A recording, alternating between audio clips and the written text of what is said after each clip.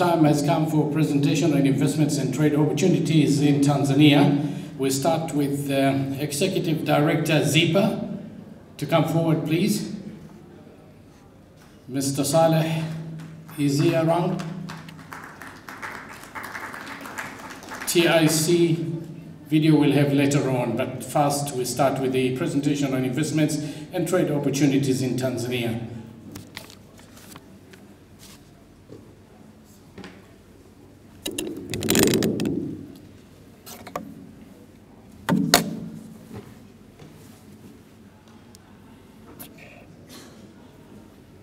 Assalamu alaikum wa rahmatullahi wa barakatuh. A very good afternoon to everyone here.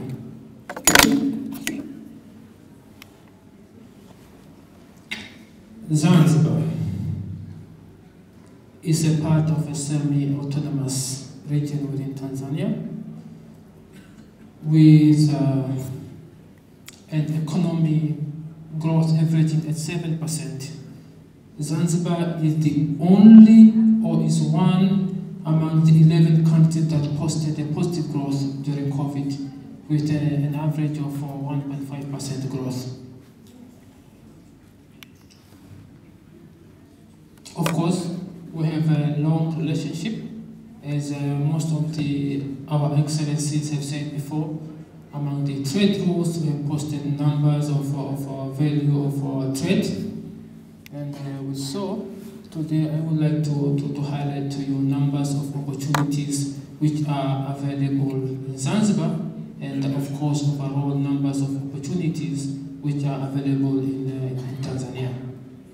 To start with, I would like to highlight that the only reason, and one among the reasons that most of you should and you must invest in Zanzibar is because of the strong leadership, protection and guarantee of your investment, attractive investment packages, and lastly and mostly the strategic location where Zanzibar is located within the eastern part of Africa. The eastern part of Africa have a route that will connect to the whole part of eastern Africa and the whole part of southern Asia. The trends. Currently, Zanzibar have managed to register more than 1,200 projects, and currently in the past 4 years have registered investment worth around 5.5 billion, of which 66% of this project are in the part of accommodation, which is real estate and hotels. If you consider our relationship between Oman rank at the second largest investor in terms of value, of which it had posted an investment staggering of 1.2 billion, and most of them are in part of the real estate and hotels. After UK, of course. So, what are the investment opportunities which are available in Zanzibar? And what are the available opportunities which are available in Tanzania? Of course, we start with tourism and hospitality. This is the sector that contributes around 30% of our economy. And it employs more than 70% of direct jobs and most of the indirect jobs. Then fisheries and agriculture, as we all know, Zanzibar have adopted a doctrine of blue economy, of which Zanzibar is experiencing 5 pillars, which is blue governance, fisheries and aquaculture, oil and gas, marine transportation and trade, and lastly and most importantly, we are talking of industrialization through blue economy. We have agro-processing, oil and gas, ICT, marine trade and infrastructure, development, and mostly the real estate. The real estate, as I said before, is one of the booming sector within Zanzibar, but in the whole of East Africa. Currently, 40% of all projects within the accommodation sector are registered under the real estate projects. Mostly and lastly, I would like to highlight the investment opportunities which are available at Mangapwani.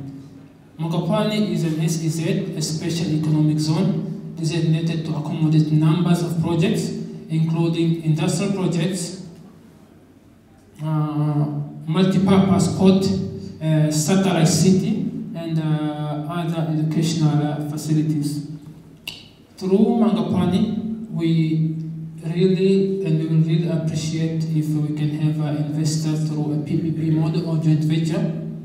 The location of Mangapani can serve the entire East Africa, and as a multi-purpose port, currently the kind of port that is going to be developed are only 3 in Africa. We have 1 in South Africa and the other one in Djibouti. So from South Africa to Djibouti, there's no such port, and we do welcome you to invest with us. Of course, we have other SEZ. We have the one in Fumba of around 300 hectares. We have Micheweni, Amani, and mostly airport free economic zone. And with that, we have categories of investment. To invest in Zanzibar, you are required to invest around 2.5 million USD for real estate and hotels, and a minimum of 500 in other sectors. And of course, most of you, if you are diaspora, currently before the current existing policy of 2023, all diasporas were supposed to invest a minimum of 2.5 million, but the new policy allowed diaspora to invest a minimum of only 200,000 in all projects across the economic sectors. With that, I would like to tell you, as my counterpart from Oman Investment Authority, currently ZIPA is working as a one-stop facilitation shop, and we can promise you and assure that we will facilitate with all your inquiries within 24 hours through our investment facilitation shop or one-stop center, which includes both and all important institutions, including financial institutions. With that, thank you for listening. Thank you, Mr. Saleh, for highlighting all those particular important areas.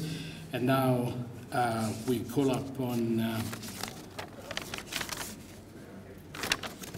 presentation of Oman Investment Authority by Ms. Reem Attai. Is she here? Well done. Come forward then, please.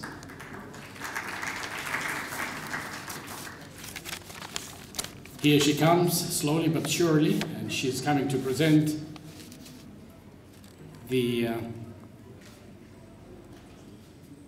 Oman investments, of course. Welcome.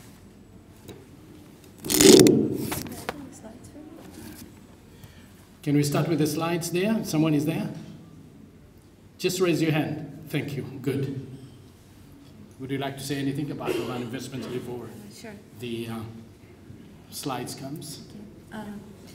Assalamu alaikum everybody, this is Reem Attai, Investor Relations Associate from Oman Investment Authority. It's a pleasure to be here today to give you a brief introductory about Oman Investment Authority. To begin with,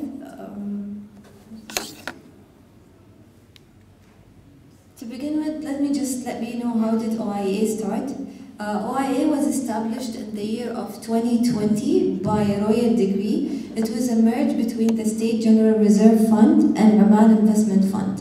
So the total worth of OIA assets is in total of $50 billion, and it's considered as the investment arm for the government.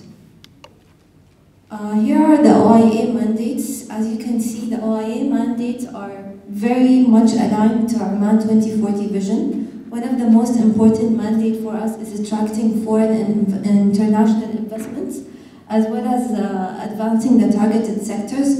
Those sectors were also targeted by Oman 2040 visions, and as well as contributing to the state budget and financial sustainability. So OIA's structure goes into those portfolios. The first portfolio is the National Development Fund, where we oversee and manage over 160 companies locally here in Oman. We'll go through them shortly, and its subsidiaries as well. And the second portfolio is the Future Generation Fund, where we invest broadly in funds outside of Oman, and we also recently launched something called Oman Future Fund. So Oman Future Fund is a fund of $5.2 billion, and it also targets to enhance private sector and SMEs, and also we can allocate that money for any international investors who are looking for partners here in Oman. It's worth to mention that you can apply for the fund from Future Fund through our portal of Oman Future Fund. This is a snapshot of our portfolios around the world. So we have like more than 50 assets, more than 50 countries of our assets. As you can see, the majority of our assets are in Oman, and then followed by North America and then Europe. Those are the companies that we are managing here locally. As you can see, each one of those are from 8 different sectors, and each sector has companies, and those companies have subsidies companies. And each of those companies have different investment opportunities. So for example, we have an energy, OQ. OQ is considered as the national champion for all of our hydrogen projects here in Oman, which leads to different investment opportunities in solar or even wind farms. We have in tourism as well our tourism arm, which is Umran. Umran has been heavily investing in very big projects in terms of tourism, as my colleague from Invest Oman mentioned earlier. We also have our logistic arm, Asiyat, that manages all our ports and also invest in logistic projects. We have different companies in other sectors as well in terms of services, food and agriculture, and finance. Lastly, we have 7 joint ventures with 7 different countries, and those countries are Vietnam, Qatar, Brunei, Spain, India, and Uzbekistan. Thank you so much. Areas. And now, to follow that, we have Juman Zima in charge of Middle East Desk, who will highlight a presentation from Tanzanian Investments Center. Please come. After that, we'll follow with the business gateways, and then we'll have group discussions. Of course, prepare your questions, and soon after we finish with that, I think we have another panel discussions. If not, we will have to proceed to the lunch. So take your time and enjoy the presentation. Thank you so much. As I've been introduced, I'm Juman Zima from Tanzania Investment Center. Hereby providing a highlight, a very quick highlight on what has been already presented. We have presented the video, therefore I just want to make a highlight on this. Tanzania Investment Center, as it has been introduced here, is now the focal point for investors to invest in Tanzania. And that's why even in our presentation, we had the Tanzania investment opportunities, the whole, the mainland and both the Zanzibar and the mainland. TIC, by now having that role of being the focal point for investors, it of course help or it spearhead the industrialization vision 2025 by of course facilitating investor in manufacturing sectors. And TIC, in that way, it has a one-stop facilitation center in doing its role of facilitating investment, promoting investment, and coordinating investment. TIC has now a one-stop center where you will find now currently over 14 government institutions working under one roof to facilitate establishment of the investment. In that way, TIC facilitates getting all those authorizations, certification, and approvals under one roof. And currently, it is electronically. So the services, all services are being done electronically, and within 1 to 3 days, everything you get the certificate that can give you access to the incentives that are provided by TIC.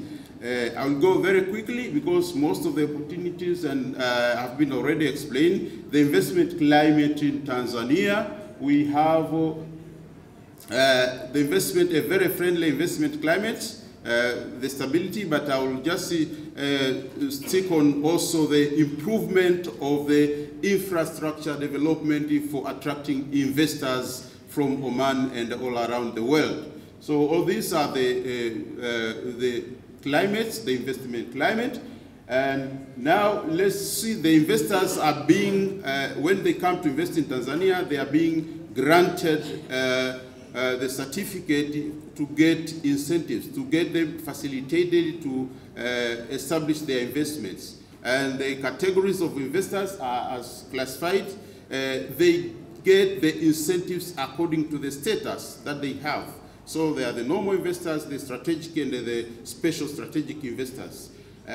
So that means the level of investment incentives that are being or will be shown here, they are not limited to that, but they exceed according to the level or to the status of the investment. So we have the three, as you can see there. So these ones, they get all this. The normal investors get all these incentives, the tax incentives, and the non-tax incentives. The tax incentives includes the import duties, the corporate tax, and of course include the VAT deferments.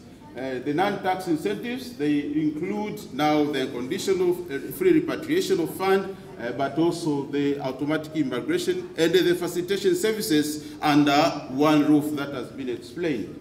And you can see this is how we attract Oman investors and the rest to come and invest in Tanzania. We have been, we can see the manufacturing sector, the projects that are registered under TIC, they are in that way. We are led by the manufacturing sector, and of course the transport and real estate are the leading sectors, but we have plenty of opportunity in the other sectors like the agriculture and the like.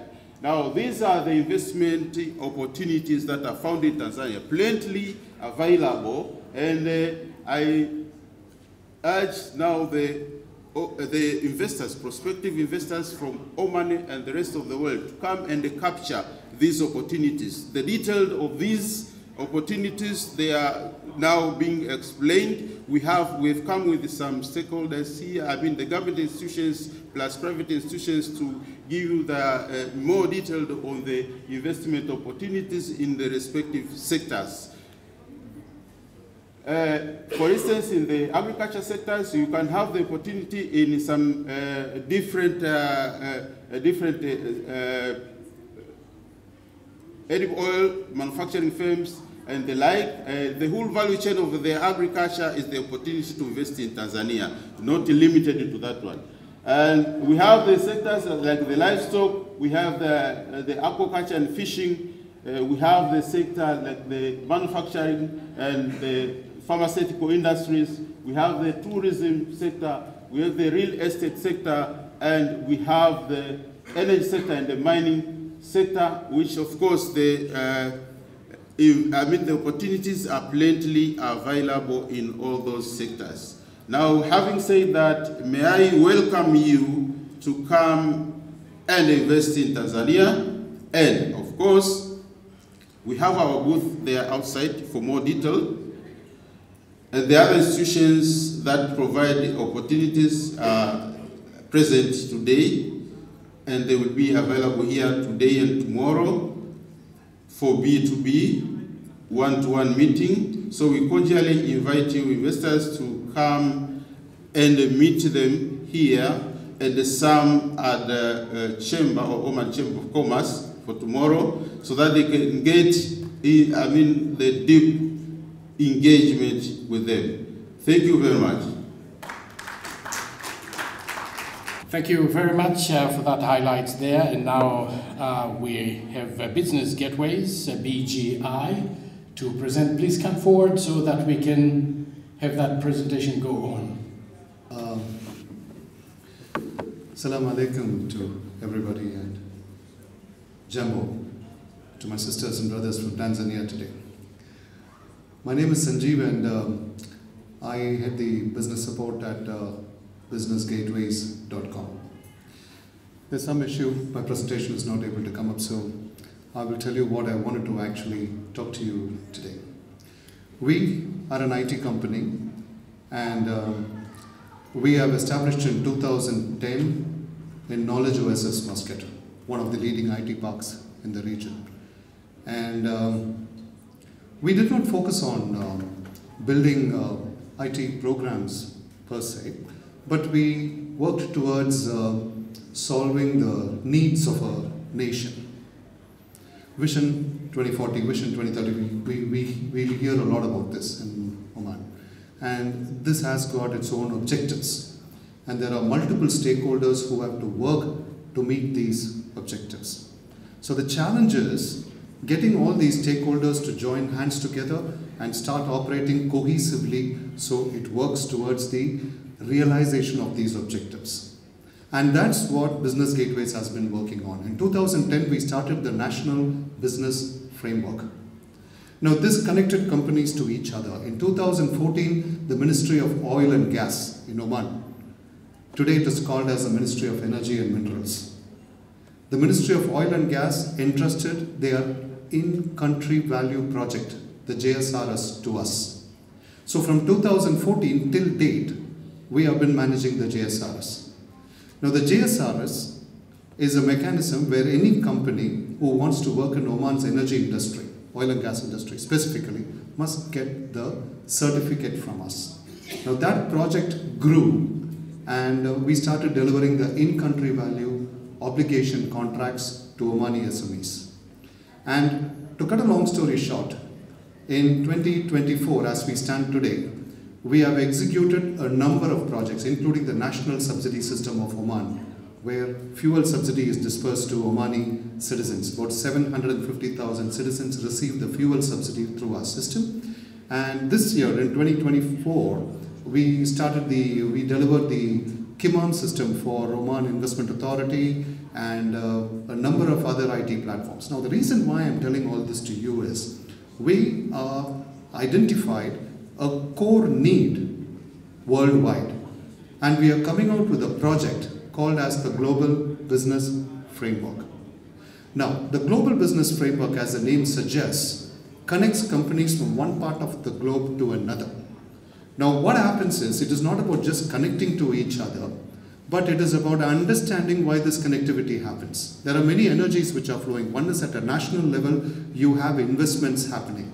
And that investment, when done in a project, it turns into procurement. That procurement has got in-country value obligations, local content development. That local content has to be tracked and monitored. And all this happens only when there is a proper B2B layer connected in between. So when you connect all this together, now comes the Arab-Africa Business Framework, which is what I wanted to talk to you. And more specifically, the Oman-Tanzania corridor of the Arab-Africa Business Framework. Now here you have four major pillars.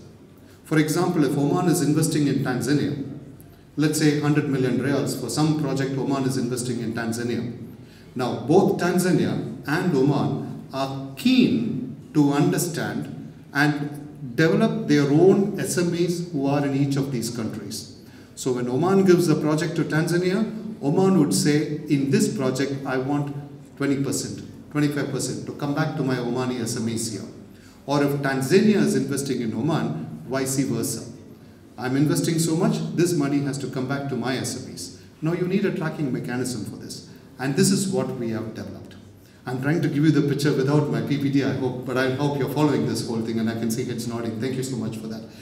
The point is, these frameworks which we have initiated between Oman and Tanzania have already, we have started. We have signed up with the Zanzibar National Chamber of Commerce, the ZIPA, we have already discussed with them, SMEDA. We have met with each of these entities in Tanzania and in Zanzibar and have joined hands with them.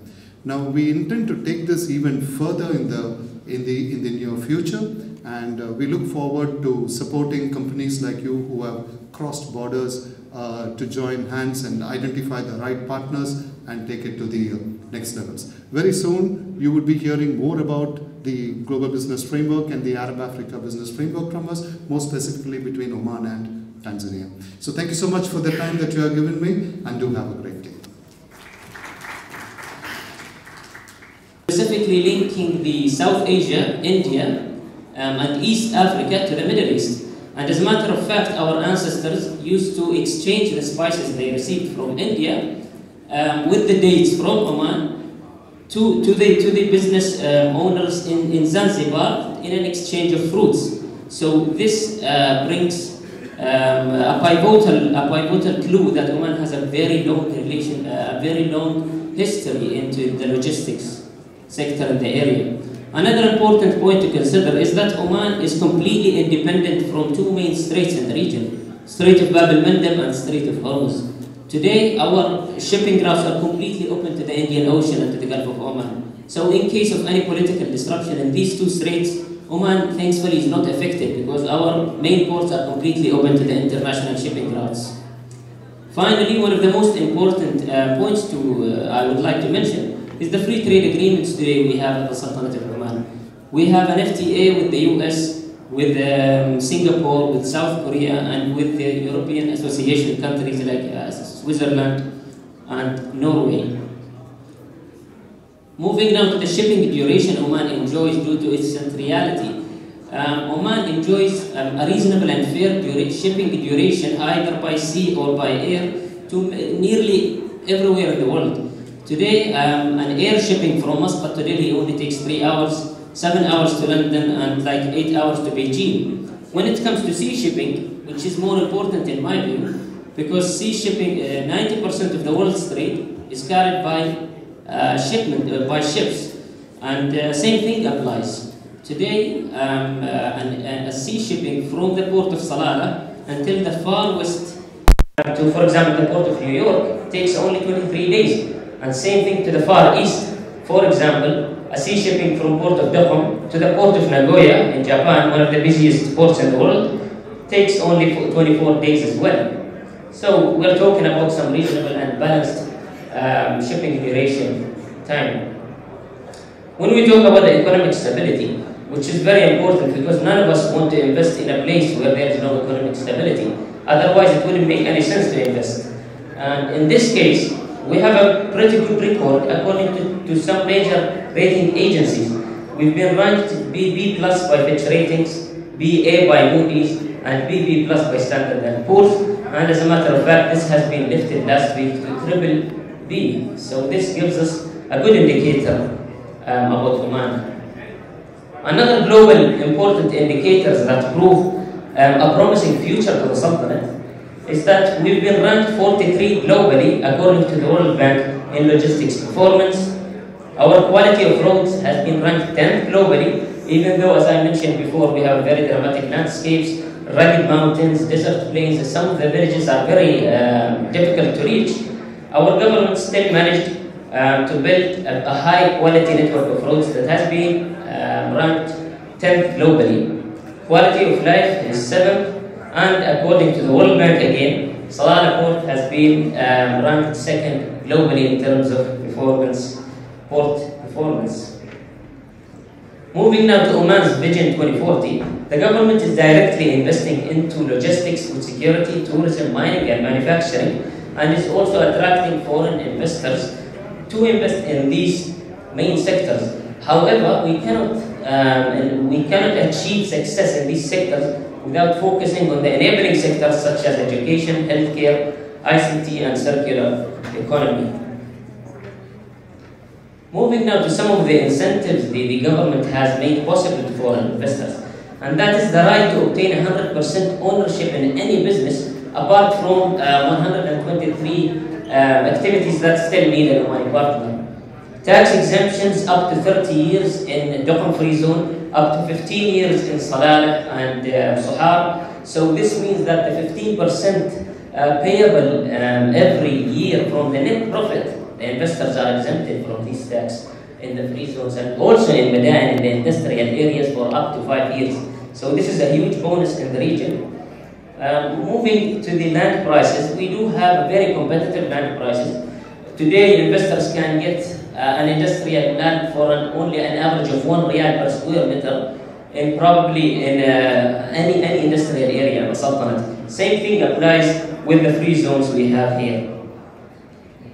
Customs duty exemptions as well. This is a very important incentive, which means that if you are having a factory in any industrial area, all of the machineries that you are going to import, all of the raw materials you are going to import for the production, for the manufacturing process, will be exempted from the 5% custom duties. And this application is through the Royal Oman Police. Investor residency visa, His Majesty has recently introduced the golden visa, the 5 years and the 10 years investor residency visa. And there are 3 main conditions to apply for this visa, which is either your company assets are worth 250,000 Oman Riyal, or you own a property in our freehold areas such as Al Moj or Masdaq Hills or Yeti, and the property should be a minimum of 250,000 Oman Riyal, or if you bought a bank bond from any local bank here for 250,000 Riyals. So if you are applying to one of these 3 conditions, you will have the right to apply for the 10-year visa. Moving now to some of the attractive legislations that the Royal Court has made it possible to protect foreign investors. One of it is that the Foreign Capital Investment Law, which allows 100% foreign ownership. Secondly, the Bankruptcy Law, which gives the investor a restructuring plan in case of bankruptcy. The Public-Private Partnership Law, the Privatization Law, and the Commercial Companies Law, which protects the right of partners in a commercial registration. Moving now to some of the financing tools the government has made available today. Today we have the Oman Investment Bank, Oman Development Bank, and Future Generation Fund. All of them share the same role of investing directly and indirectly, either inside the Sultanate or even outside, to guarantee a long-term sustainable income out of these investments. And investors can get into partnerships with these banks depending on how big is the project and how feasible is the project. When we talk about the investment areas we have here in the Sultanate, we have many investment areas. We have around 12 industrial areas. We have one special economic zone like Khazan. We have around 4 free zones. The only differences between all of these areas are the incentives, the locations, the land prices, and the operators. However, all of them are under the Omani government, and all of them allow the foreign investors to invest in them 100% without the need of an Omani partner, except some of the activities like agriculture, for example, which needs an Omani partner. Moving now to the real estate development, which is very important in my view, because real estate brings more demand, more potential into ICT, technology, food security, and can even promote tourism and logistics. And for that reason, our government has directly invested through two main entities, which are Umran Group and the Ministry of Housing and Urban Planning. And today, Umran Group has a list of many successful projects here in Oman, such as Alila, Group Resort in Jebel Akhbar, such as Aila, and one of the biggest sustainable cities in the world, Yeti. When it comes to the Ministry of Housing and Urban Planning, it also has a list of many successful projects, upcoming projects, like the Khuir downtown of Sultan Adam City, which are a catalyst to the Omani market when it comes to real estate development. These two major real estate developments will bring more demand, more potential into healthcare, technology, artificial intelligence, and many other sectors across investment. And of course, with the increase of population, we don't forget the residential complexes, and Hayy al-Wafa and Hayy al-Luban are two successful examples by the Ministry of Housing and Urban Planning. This is when it comes to what the government has done. Private sector has done also many, which needs a separate presentation. When we talk about Invest Oman, where I work, Invest Oman is the main governmental facilitator when it comes to large-scale investments. So, 2 years ago, investors used to visit many places to finish their company. They needed to go to Senate office to open the CR, they needed to go to the police for the visa, they needed to go to the ministry for the licenses. So it was a bit of a headache to finish your investment. Now, His Majesty has launched Invest Oman. Invest Oman provides a one-stop hub for investors where we can finish the whole process at one place. We have more than 15 governmental representatives at one place. We have all of the important operators such as Muscat Municipality, the Royal Oman Police, Oman Post for the attestations. Basically, everyone is under the same umbrella, which can help and ease the process for foreign investors, especially because Omani investors know the environment very well. They can properly manage to invest. However, foreign investors lack this information, and we provide all of this information at Invest Oman. We have many teams like the relationship teams. We have the fast track team which solve the challenges. We have the national negotiation team which negotiate incentives on behalf of investors. If their, for example, project is above 50 million, then they have the right to apply for certain incentives only for them because they are providing a big in-country value to the Sultanate of Oman. To sum up, I believe Oman is a great destination to invest. Given our political neutrality, our strategic location, our economic stability, and most importantly, the FTAs we have with many other countries here in the Sultanate. And of course, we are at Invest Oman, we are very happy and we are very glad to help you. And I believe you are scheduled for a visit tomorrow at Invest Oman, so we will be hosting you there. Many thanks for listening. Adhiram Suleiman. For the highlights that you have given, in spite of not having your slides, but you have managed to highlight very well, so we appreciate that. In the meantime, the chairs are coming so that we can have the panel discussions of trade and investments climate in Tanzania and Oman, and we would like the individuals to be ready to come and present and of course be here. If you have any questions, please prepare yourself so that you can face them and ask them a question. I'll be here standing. If you have a question there, we'll bring a microphone to you and you can ask them. And I hope they are just close by here. Let me ask the panel discussion group to come forward. DGTAA and EPZA, TSAC, and of course ZIPA and TIC. Please come forward. Port Authority, Tanzania Port Authority manages 59 airports, Tanzania mainland. The government have invested a lot of financing to develop the infrastructures for the airport, and so far we are getting revenue about 80% of the revenue from the airport's operations. They are coming from the landing and parking and the aviation-related services. So now the government is looking forward into engaging private parties, and that's why we are here to spearhead investment opportunities, which we wish the Tanzania Airport to engage with Oman investors. Thank you. Thank you very much. Thanks. Yeah, thank you. Good afternoon. My name is Engineer Laming Sonda, speaking from TASAC, Tanzania Shipping Agencies Corporations. TASAC is the maritime administration in Tanzania, and is under the Ministry of Transport. Of course, the TASAC is beyond the safety, security, and in the maritime administration sector in Tanzania. We have some areas which are very important for the investor who income and invest in Tanzania, especially in the area of shipbuilding. Yeah, we're an area of almost 1,400 kilometers. People that can come and invest in the area of the shipping business, especially the shipping industry for construction of ship. But we have the area which is very important also for the transportation of shippings, where people that can come and register their vessels and they can fly all over Tanzania.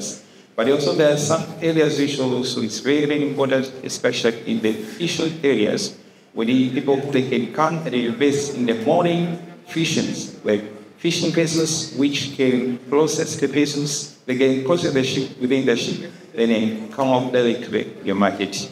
And the other issues are very important, which can come and they can raise our work outside there. Also, we can learn a lot of the investment, which are very interesting. Thank you very much. Thank you. Please go ahead. Thank you once again. My name is Juma Zima from Tanzania Investment Center, the leaders desk officer. Tanzania Investment Center, as I have explained earlier, is under the President's office in the planning investment. Being that, and give very confident investors due to that structural and of course regulatory reform that bring confidence to investors to come and invest in Tanzania.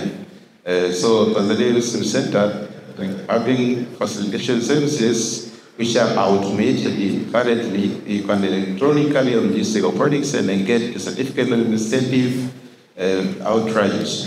So surely I welcome you to come and invest in Tanzania, and of course register your products through TSC so that you can benefit from those regulatory and structural changes from Tanzania, including cause rectification or adjustment or say the improvement of some rules, regulations, and some acts so as to attract investors from the invested Tanzania. Thank you very much. While highlights are made there, please do prepare your questions to be asked immediately after we finish the survey. Thank you. Assalamu alaikum. My name is James Maziko. I'm the Director for Investment Promotion and Facilitation from the Export Promotion Zone Authority in Tanzania. I'll try my level best to be as much short as possible. The critical part of any investment opportunity is the strategic location of land. So InvestNA is here to address this challenge by providing service land where investors can convert that particular opportunity and locate exactly on the land which can provide all on-site infrastructure. And this is the best practice all over the world. And I'm happy to hear that also you have some kind of models resembling the same special economic zone we are operating in Tanzania.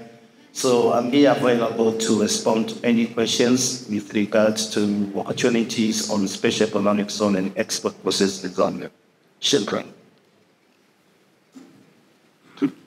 Hi everyone. So the complicated, like David is decided on that. I'm very much for coming on the most important and difficult questions so that will help us to reshape our own policy and regulation which can accommodate you, our contact for Oman is our prime investors. Thank you. Simon, thank you very much. You have really made my work easy here. So let's have those particular questions. Anyone is ready? Well, you have a lot of explanation, so I don't know whether that was clear or you need some more explanation. Well, let me start from here. What are the specific investments opportunities exist within the aviation sector in Tanzania? And how can international investors engage with LQs of it? Yes. We have various opportunities, starting with the real estate. We've made a master plan, most of our airports, and as I said before, after the government investing in the main infrastructures, now we've allocated special areas for commercial zones. And to start with, we've allocated areas for airport hotels. Like for instance, at Julius Nyerere, we have almost 21 international airports going there. Likewise to Kilimanjaro International Airport, which is also a network to the tourists. So we have these investment opportunities whereby the private party, they through BOT arrangements and things of that kind, we provide the land and then they develop, they operate, and then after a great concession period, they transfer back. Apart from those ones, like the commercial complex, we also have like having these big malls, and we intend to do that also at Julius Nyerere, our main gateway to the country, and also we had at Southern Highland Zone, we had an airport there, which is around the CBD. now we shifted into another area somewhere. Also, we have a new airport out our capital city, there at Salato. So we are looking forward into having private investors to provide fuel farms and also maintaining standards. Also, the last one, we have investment opportunity to have private parties who can have cargo handling facilities, having cargo terminals, and handling at Njombe and Songwe. As you understand, we do exports of horticultural activities like avocados and all that. So we really have a number of investment opportunities for private parties from Oman to engage with us. Thank you very much. Recently we heard about, because I'm not telling the information right now, but signing agreement between the Sanford Command and the United Republic of Tanzania in terms of the Kilimanjaro airport. Where are these stepping at that? As I said, Kilimanjaro Airport is the gateway to the tourists to our country, and we had negotiations, engagement with the Oman to have a private terminal for like FBO and things of that kind. And so far, we are really looking forward to having more ventures at Kia, at Kilimanjaro. Thank you very much. I see the FIG is trying to write it down, the questions. Do you have any question to ask? Mr. Saleh has already said there, so if you have any question for Mr. Saleh, please go ahead, or others. If not, how can foreign investors effectively collaborate with local farmers and communities to ensure mutual benefits and sustainable growth in the agricultural sector? Is that you or right? Do we have someone in that will agree?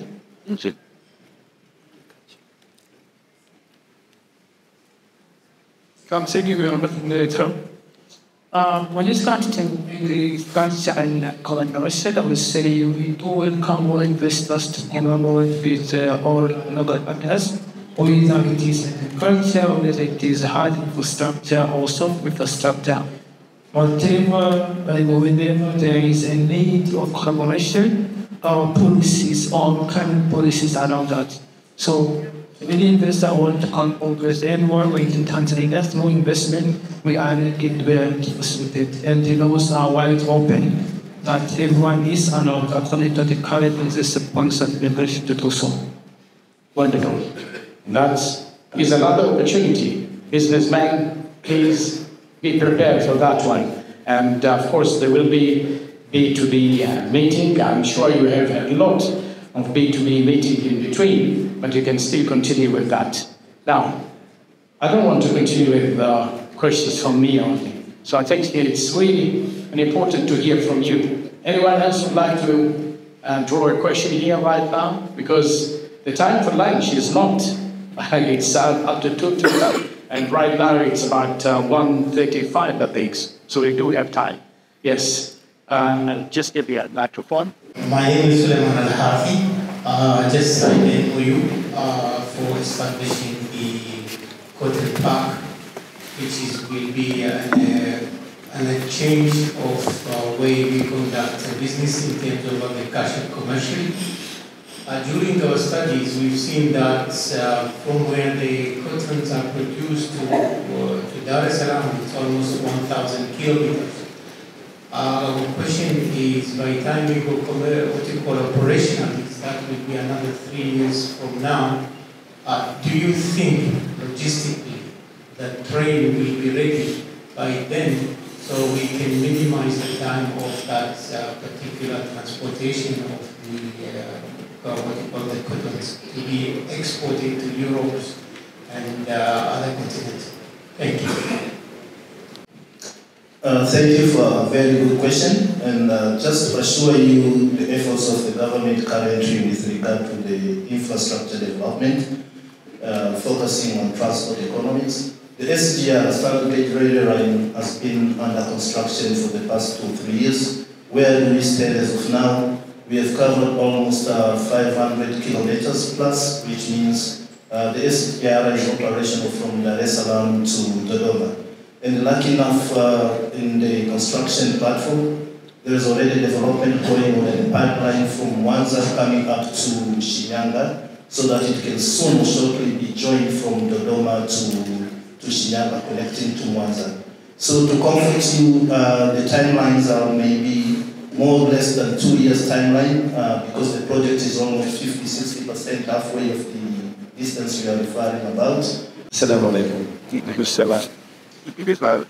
I believe Tanzania has got a very big area in size and a lot of opportunity in bringing animals like cows, goats, and everything. What area available at the moment, like what incentive that can be given, opportunity so Oman to come in with this thing. My name is Musab from Al-Bashair. Bashair is a pyramid company. So my question is, Oman is investing in importing livestock. Now, is there any kind of quarantine services that is approved between two governments? My second question is, from which port that we can do that kind of business, which is enable for us to continue getting livestock? Thank you. Malindi Port of Zanzibar and the International Port of Tanzania mainland. When I say receptive nature, meaning we are willing to sit down and discuss, because we always regard the nature of the business. As my counterpart said before, if I'm not mistakenly, Tanzania is the second largest country in Africa which hosts a number of cattle. So whatever you want to import to Tanzania, it should be discussed, because we are always considering the mutual benefit between our own people, our own farmers, and the foreigner. According to the mutual agreement that we have between Tanzania and Oman, we are willing to sit down and find the best way forward, that we can accommodate your business within Tanzania, and I can accommodate our own current practices and regulations that will make sure we are all benefiting together. Thank you.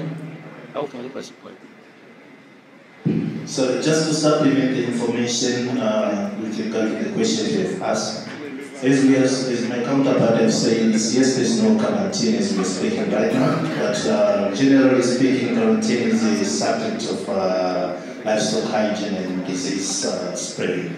So in the event that maybe at a particular moment you're doing business and there is an outbreak of such diseases, they can be utilized by the quarantine just for control. But in the absence of that event, the doors are open to do business. And the second question was just like which was the best port for livestock, I mean, if you want to import. I mean, Dar es Salaam can be one of the best ports, and actually in practice there's a lot of transaction, I mean, exportation of livestock from Dar es Salaam to Komoro. The distance is not that much, but I'm not so sure if we have an experience to prove as a testimony of exporting livestock from Dar es Salaam port to any far distance, rather than Komoro, because the shelf life of livestock from, let's say, Dar es Salaam into a voyage, into a vessel, to 1,000 nautical miles, let's say, to Oman and what, it can be a bit challenging, but with Komoro, the practice is yes. Then Dar es Salaam is still a port for you. Thank you. Thank you very much. I believe we have one of the questions from two questions here. Suleiman Rashid is asking are the rules related to food, like honey, cloves, and other spices. What kind of arrangements they need to have in order to get habituated to Oman? Mr. Saleh, to you again. Okay, I will speak this on the part of the Zanzibar part, and I think my counterpart from EZ can talk about it. But currently we have a board, we have like a cashew board, we have coffee board, and other board which are currently working with the related agricultural produce. But also as one of the dear guests who did ask, it is a partnership. So what an arrangement, like I said, the best way is you can either go through partnership, or you can go through both, or you can go through current institutions, like in Zambia with NSTC, Zanzibar State and the Trade Corporations, where we do allow the exportation or importation of clothes and seaweed. But in Tanzania, mainland, so EZ and the other commercial produce agricultural products is an arrangement that can be done between the investors who is willing to import and the seller of those commodities.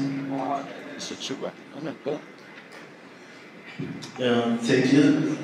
My answer will be much more testimonial. We have companies which are exporting honey, organic, and spices from Tanzania mainland. So this also shows that it's conducted.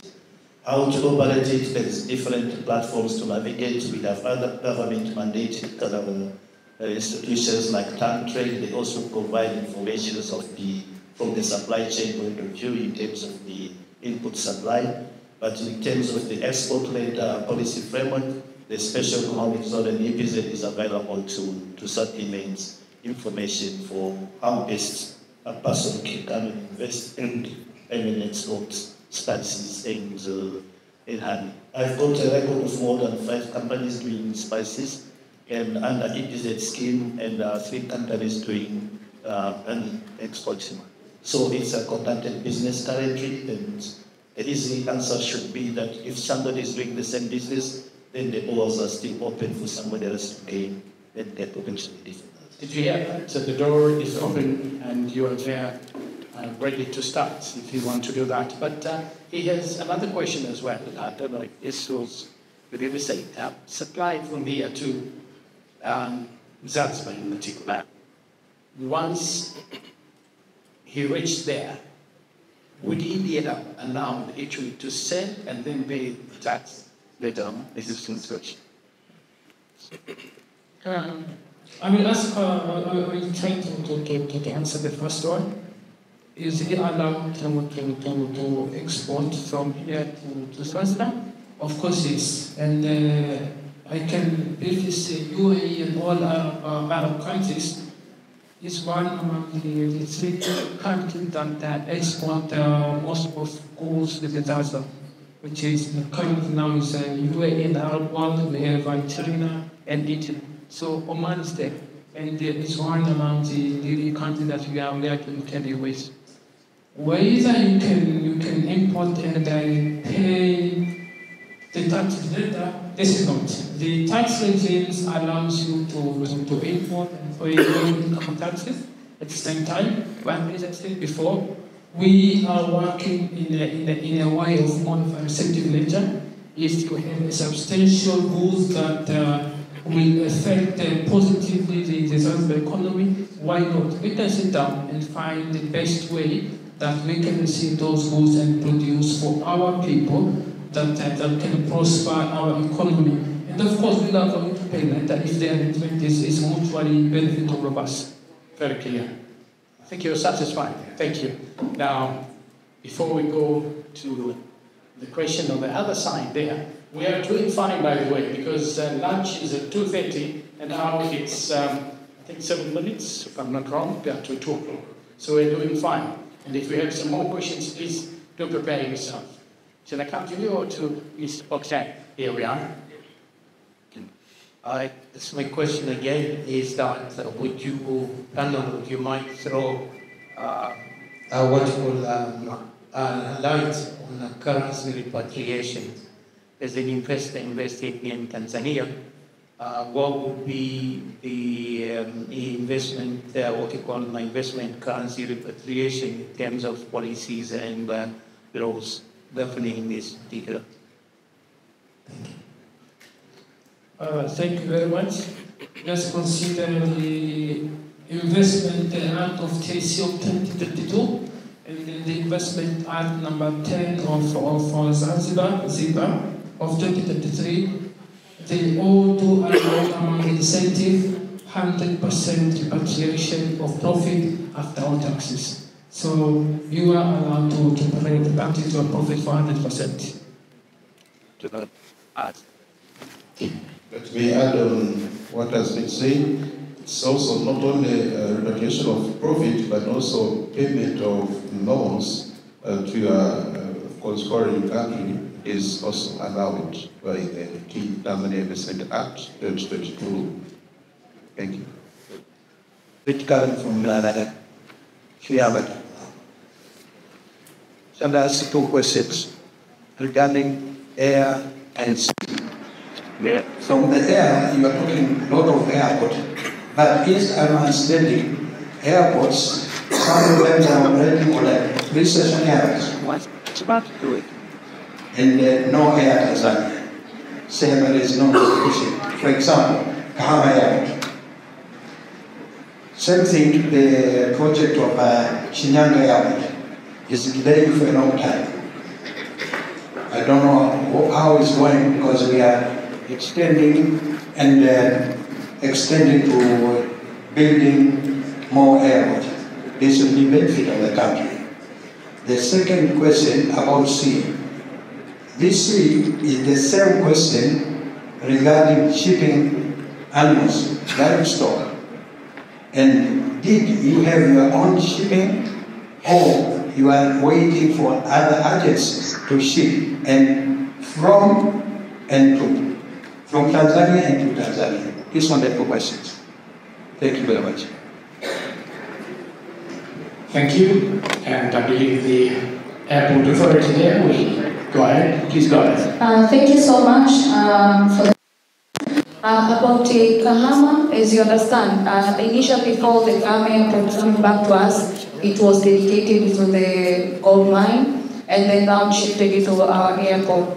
And much appreciation for the precision there. But as you understand, as I said initially, the government is trying to give conducive environment even to the private parties. Like Precision Air is a private carrier. That's why we are trying to give conducive environment for even private party. Now we have another new airline, which is called Airlink, which is also having it's also having its ATR, so it also carries many number of people. But for the case of ATCL, the game plan, part of buying new aircrafts, the government is installing aeronautical ground lightings, the AGL, into this existing airport so as to increase the fleet for Air Tanzania to operate day and night. So because it is struggling, it is having more than 10 aircraft, but it is struggling to move in all regional airports. So after we commission these other airports with the air ground lightings, we'll have also time for this airport like Kahama, which will be 12 hours operation. About the Shinyanga airport, it's true. Initially there was an internal arrangement within the government. We had some shift of airport development works to be done by TANROADS, and as you understand, those projects for rehabilitation, it was 100% financed by the donor. So we are having these contractual things on the financing agreement, but we've already settled that, and the project is ongoing. And God willing, next year we will be having commission of Shinyanga Airport, which will also have all these facilities and navigational aids, including the AGL. And we are expecting we'll start night operation at Shinyanga, and let's give conducive environment also for Air Tanzania. Thank you very much. We will like to add up, especially on the seaside. For the seaside currently, United Republic of Tanzania, especially on the seaside, we will open up the private sectors for the investment of shipping. So those are going in now, they are doing the shipping business, like Azan shippings and other private sector. So this also is a very important area. So the areas where they can come and they invest. Because currently government is not all investment, but the private sector, they are the one who invests in the ship and they do the ship transportation. But also this is an important area. You're welcome to invest in that area for ship transportation. Thank you very much. And now we're going to Mr. Helen, the GR. this question. Assalamu alaikum. First of all, thank you so much for the great panel discussion that's going on. In fact, I've been an ardent fan of Tanzania's growth with regard to how the whole country has been shaping up, thanks to the government's direction in speeding up the business climate and what's going on, and also to the people of Tanzania, including Zanzibar, for their proactive stance towards making it better. So I have just two questions. One is from a local content perspective, when it comes to, probably I'll address this directly to Ziba. Do you have any specific requirements when it comes to local content related to FDIs? This is the first question. In terms of the local local resources requirement, the retention of any of this particular projects, is there any local content policies that you all have already emerged? The second question is on the doing business rank. I believe, correct me if I'm wrong, I think Tanzania stands at about 140 plus in the world. And it would be great to know what is the government doing to ensure that the doing business rank is moved ahead in terms of the business climate as such. Thank you. Thank you. I'm saying, when it comes to local content, of course, currently we are working on establishing an official mission that will direct all investors on the best way to accommodate the local content itself. But this doesn't mean we are ignoring the importance of local content. So our policy for labor policy, currently we need to allow the employment of expected, but in a ratio where it benefits both sides. But most importantly, we are considering the reverse transfer of knowledge from one situation to another, from evidence to business. So things without regulation, but soon within months probably it will be affected in according to this content and regulation can happen.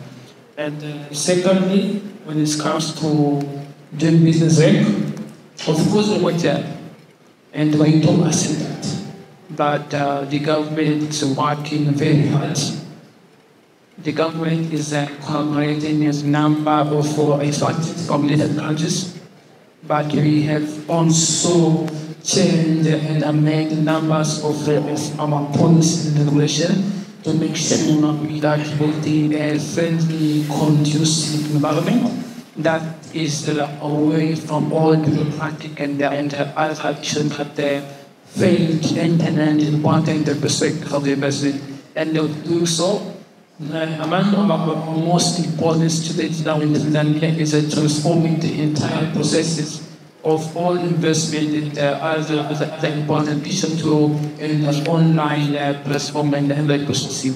And this is very important because this allows all officials and the sectors to work together closely with the single democratic elements.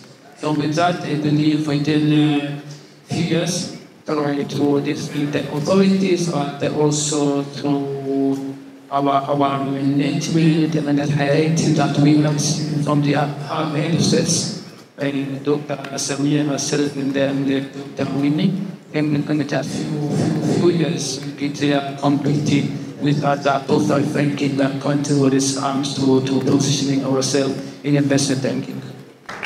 Mheshimiwa Saleh amesema kwamba alikuwa anataka maswali magumu, na kwa hiyo jamaa wamejaribu kutoa maswala magumu. Sijui Kiswahili changu kinaelekea hapa nasema.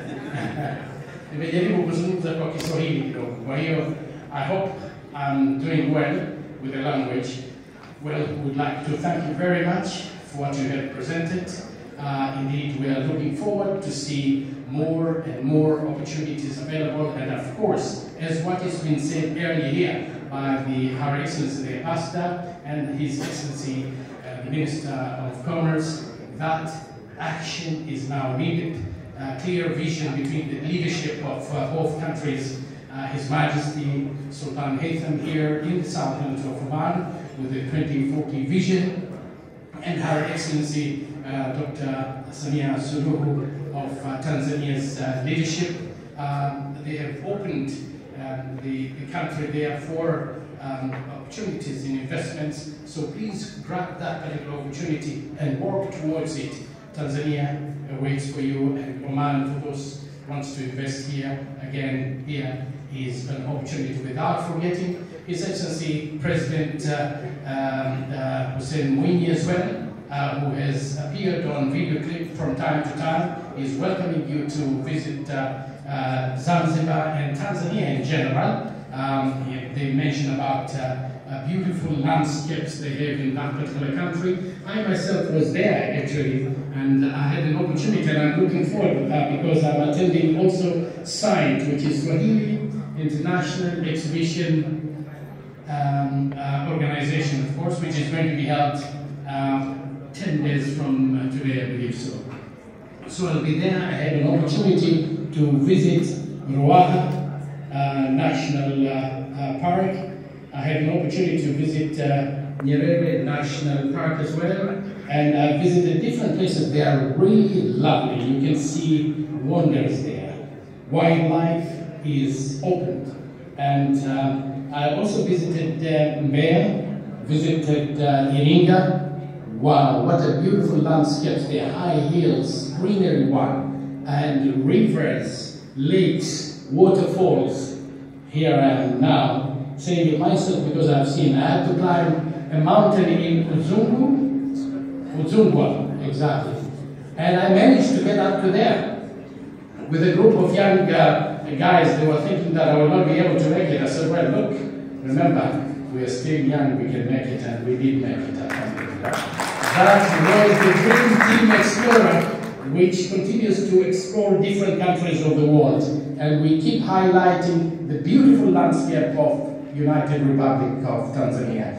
Conclusion, Oman Tanzania Business Forum. As we conclude this particular session, Oman Tanzania Business Forum, I want to extend my heartfelt gratitude to everyone who contributed to the success of this event. Special thank to the leaders of both nations for their unwavering support and vision, which have been instrumental in fostering our partnership. I also want to acknowledge the Tanzanian Embassy and all organizations involved in organizing this forum. Your dedication, of course, and hard work have created an environment conducive to fruitful discussions and collaboration, and waiting for that action to get on there. The presentations and speeches from their excellencies have provided us with valuable insights, and the engaging group discussions have sparked innovative ideas for enhancing business relationship. Let us carry forward the momentum generated here today and continue to build on the strong foundations of the cooperation between Oman and Tanzania. Thank you for your participation, and we look forward to seeing the positive outcomes of our collective efforts in the very, very near future. With that, I conclude, but once again, I would like to give that big applause actually for everyone here. Thank you very much. Yes, another 20 minutes and the lunch will be ready, but meantime, if you'd like to have that B2B meeting, it's up to you. Feel free, please, and thank you once again.